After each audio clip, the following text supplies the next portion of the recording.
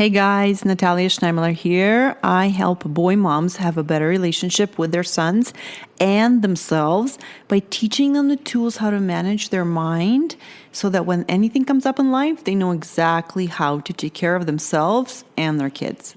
Hey guys, how are you doing? I wanted to record an episode on letting go, and I think everyone should hear it, even if your son is grown up, because I know that a lot of people still struggle, even with grown-up kids, in letting go. And I think we can all practice letting go in what other people are doing. So I'm going to share my experience, my perspective as my kids are getting older, and I'm practicing this, and life is teaching me to let go, and so I wanted to share that with you. My oldest is going to be 13 this year, my second will be 11, and my little twinsies are turning 8, so I feel like my little babies are growing up, and my two big boys are definitely teaching me to let go. So I have a couple of examples, and I want to share with you how that feels from me. And so the biggest area for me in letting go is food. I had no idea my standards were so high with what kids eat and how well they eat until I was really frustrated about it. And so now I am letting go of the agenda of what I want them to eat and how well I want them to eat, because the two choices I have are to fight my kids and force them to eat. And I can't really do that anymore. It doesn't work. So my husband shops sometimes, and he buys foods that he likes, and it's not up to my standards, unfortunately, but I don't have a problem with that. It's totally fine, except for now my boys are onto that food and they want to snack on that food, and it's totally not what I would feed my kids, even though it is delicious and I do like it, but I don't normally I don't feed myself that. But the choices that I had was three choices: either to fight my husband about it and either ask him not to buy the food, or to hide the food, or not to give it to the kids, which is not going to turn out well, because, he's a grown-up man and he can do what he wants. The other thing is I could fight the kids or forbid them to eat the food, which basically would end up in a fight. And with the little kids, I can still control food a lot more, but when the kids are getting bigger, I just totally lose in that situation. So I just choose the third option that feels the best, and I let it go. And the way you're going to have to find thoughts that help you let it go. I'm going to offer my thoughts, and I love this perspective on anything that has to do with your partner in your marriage, or with the father of your kids. I just say to myself, this is kind of not my business, because this has to do with my kids and their dad and my husband. And this is what is going on between the two of them. And they do want to be like him. They see him eating it. And it's a beautiful thing. And I can't stop it. And this is just something that doesn't concern me. So I'm just going to have to let it go. And I like that in terms of all things that concerning my husband influencing my kids. Luckily, thankfully, I do love the father I picked for my kids. But it does take work in these moments when, they're eating cheese and crackers again. And I just think, okay, like, this is not perfect, right? I don't approve of all this food all the time, but it's still fine. It's still a relationship that they have with their father, and this is a beautiful thing. So whatever way you can find a way to feel good about it and let go is going to be a winning situation, because it's going to feel like freedom. You're no longer dependent on what they're doing to feel good. And in fact, now thinking about it that way, that it's, their relationship and how they're developing it, actually makes me feel good. I'm proud of the husband I picked, and I'm happy for my kids that they have a good dad. So that's a beautiful thing, but you do have to work at it. You do have to pick your thoughts very specifically, and you will have to turn a blind eye to the imperfect nutrition, right? You're going to have to pay the price for it to feel good. You're going to have to not focus on the facts. You're going to have to focus on the other facts that feel good, on the other thoughts. So I did write down that letting go feels like freedom, but it also feels hard sometimes. Sometimes my mind still has some thoughts about it, like, oh, here they go again.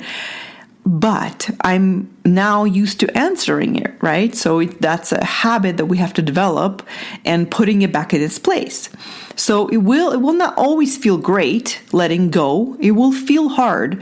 Also, it will feel like you're failing sometimes. You're like, oh my gosh, I'm trying to get them to eat well, and what is happening right now, right? I'm not that happy about it. But it's not always going to feel great. And that's totally part of the process of letting go. It's going to feel terrible because they're not going to make the choices that you want them to make.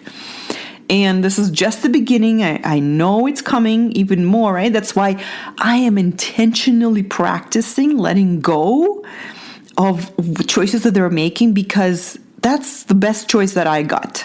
Because they're going to be 14 and 15 and 16, and I'm going to need to be really good at this, and that's what I'm practicing. But mostly, it feels like the right choice that I'm making for our relationship, which is the most important in my eyes. I have to choose it over the nutrition, because fighting over that, I'm not going to win, and the relationship long term is more important to me. And of course, I do my best to have conversations about choices in food, nutrition, right, etc., as any parent would. But the episode is not about that. So the other examples that I wrote down where I'm practicing letting go, and I invite you to also kind of make a list of things that you are letting go of and that you're very good at, and you will know when you need to let go of. You will know because you're fighting a lot. Then you will know, okay, I need to let go of that. So what time my kids go to bed? Little kids, no problem. They're 7 and almost 8. They go to bed when I say they go to bed. Big kids, it's more of a fluid situation. And I am now really stretching my mind to accommodate them growing up. It's really hard because we have a big family, busy schedules, and I am exhausted by 9, so I want to go to bed at 9. And there have been times where I am going to bed, and I say to my boys, my biggest, I say, you come say goodnight to me. And he comes to my bed, gives me hugs, and we chat, and I am letting go of my agenda that he should be sleeping by 9 or whatever. And that feels really good when I'm successful. And it feels nourishing to our relationship. It feels really great. It feels like I am being flexible. Sometimes I fail and I say, you should go to bed. Like I said 5 times, this is late. You need to go to bed, blah, blah, blah.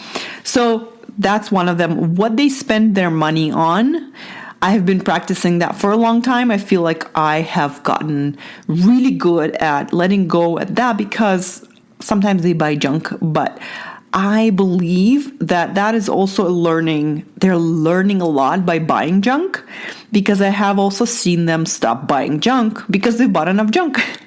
So it's basically you have to train your mind to let go, and you have to sell yourself on the idea why it's great to let go.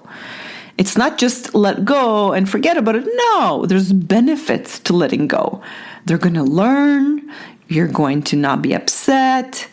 It's not of your business. Whatever way you can sell yourself on not caring, basically, do it. I think that's the goal, because when they're fully grown, you're going to have to let go of all the things that, as I'm saying this, I picture my mom listening to this and thinking of all the times that she let go of me let go of the choices that I've made. That's so funny because I remember we had some fights over clothing that I would choose, and she let go of that. She had to let go of a lot of things to let me make my own decisions and make my own choices and not fight over it. So that was my first experience in letting go, and I am grateful for it because we didn't fight, So that's what I have for you today. I really encourage you, invite you to let go, and especially let go if if you're struggling, if you're fighting. You definitely need to start practicing letting go. It is a process. It is a skill. It is a muscle that we need to train ourselves to do. And we can do it in every relationship we have in our marriage, with our kids, with friends. We need to practice that so that we can just have freedom and feel good. So we're not dependent on what other people are doing to feel good. And it's awesome that I'm learning this. It's a hard lesson to learn, so it's not going to be easy, but it is going to be rewarding. So I encourage you to get coached so we can also uncover all of the areas where you need to let go. It's sometimes when you're new to this work, it's hard to see your own thoughts.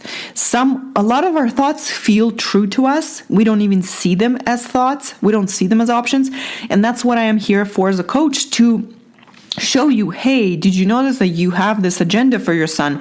It's not actually the truth. It's just a thought that you're having, and you do have an option to let it go. And sometimes it takes a coach to do that, to help you see that it's not the truth. It's not the ultimate fact truth. And then once you see that, then you can let it go if you want to. So you should definitely come get coached. If after listening to the podcast for a while, you're still struggling, definitely come and get the help that you need so that you can forever stop struggling with your son and just enjoy and talk and hang out with him and love him as a good boy that he is. All right, guys, go to my website, www.coachingnatalia.com. Go to sign up for a free mini session, and I'll see you on Zoom. Love you. Bye.